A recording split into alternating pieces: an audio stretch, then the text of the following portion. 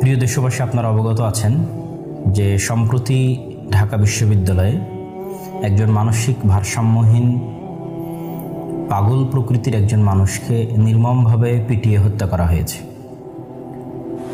সেক্ষেত্রে আমরা প্রথমত যেটি বলতে চাই সেটি হচ্ছে রাসূলুল্লাহ সাল্লাল্লাহু আলাইহি ওয়াসাল্লামের ভাষ্য অনুযায়ী 3 ধরনের মানুষ যে কোনো প্রকার জবাবদিহিতা থেকে মুক্ত। আল্লাহ সুবহানাহু ওয়া তাআলার আদেশ অনুযায়ী, আল্লাহ রাসূলের ফরমান অনুযায়ী 3 ধরনের মানুষ যে কোনো প্রকার জবাবদিহিতা থেকে মুক্ত, দুনিয়াবী এবং পরকালীন: শিশু, ঘুমন্ত এবং মানসিক ভারসাম্যহীন পাগল। সুতরাং কেউ কোনো অপরাধ করলে আমি তাকে শাস্তি দিব কি দিব না সেটি বলার আগে আমাদেরকে যে বিষয়টি মাথায় রাখতে হবে সেটি হচ্ছে তার অবস্থা। সে যদি শিশু হয়, সে যদি ঘুমন্ত ব্যক্তি হয়, সে যদি মানসিক ভারসাম্যহীন হয়, তাহলে আল্লাহ সুবহানাহু ওয়া তাআলার নিকটেও সে যাবতীয় জবাবদিহিতা থেকে মুক্ত। অতএব এইরকম একজন মানসিক ভারসাম্যহীন ব্যক্তিকে কোনো প্রকার দোষ ত্রুটি ছাড়াই ইচ্ছাকৃতভাবে পরিকল্পনা মাফিক খাবার খাওয়ানোর পর হত্যা করা কী পরিমাণ নির্মমতা, কী পরিমাণ নিষ্ঠুরতা, তা কল্পনারও বাইরে, ভাবতেও গা শিউরে ওঠে।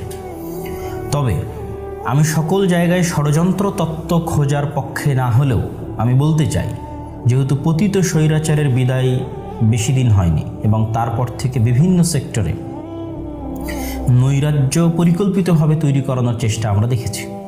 আনসার কাণ্ড থেকে শুরু করে, আমাদের আশুলিয়া সাভারে গার্মেন্টস কাণ্ড থেকে শুরু করে, হিন্দুদের মন্দিরে হামলা থেকে শুরু করে বিভিন্ন কিছু এটা আমরা দেখতে পাচ্ছি।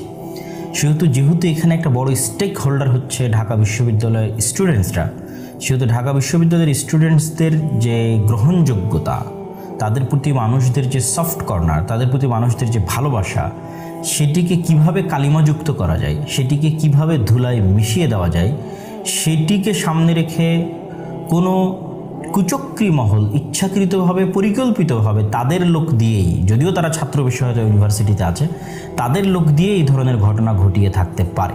সুতরাং আমি দেশের মানুষের প্রতি আহ্বান জানাবো যে ঢালাওভাবে ঢাকা বিশ্ববিদ্যালয়ের সকল ছাত্রকে দোষারোপ করো তো আমরা যেন এখানে স্বৈরাচারকে সুযোগ না দিই, বরং সরাসরি যারা এই ঘটনার সাথে যুক্ত আছে তাদেরকে গ্রেফতার করো তো, কঠোর শাস্তি বাস্তবায়ন করা হোক এবং অনতিবিলম্বে তাদেরকে বিচারের আওতায় আনা হোক। এই দাবি আমি চলমান সরকার থেকে শুরু করে সকলের প্রতি দাবি এবং আহ্বান জানাচ্ছি, এবং যদি এটি পরিকল্পিত কোনো ঘটনা হয়ে থাকে তাহলে তদন্তের মাধ্যমে সেটিও উদ্ঘাটন করা হোক এবং এর পিছনে কারা আছে সেটিও উদ্ঘাটন করা হোক। সবশেষে বলতে চাই, আল্লাহ সুবহানাহু ওয়া তাআলার নিকটে দুনিয়ার সকল মানুষ সমান, ইসলামের নিকটে দুনিয়ার সকল মানুষ সমান। কে সাদা, কে কালো, কে কোন রঙের, কে কোন বর্ণের, কে কোন ধর্মের, কে কোন গোত্রের, কে কোন দেশের, তার ঊর্ধ্বে উঠে সকলেই আল্লাহ সুবহানাহু ওয়া তাআলার সৃষ্টি এবং সকলেই হচ্ছে আদমের সন্তান। এই জন্য ইসলামের সবচেয়ে বেশি গুরুত্ব পায় মানুষের জীবন, মানুষের জানের হেফাজত। ইসলামের সকল হালাল হারাম হয়ে যেতে পারে মানুষের জীবন বাঁচানোর জন্য, সকল হারামও হালাল হয়ে যেতে পারে মানুষের জীবন বাঁচানোর জন্য।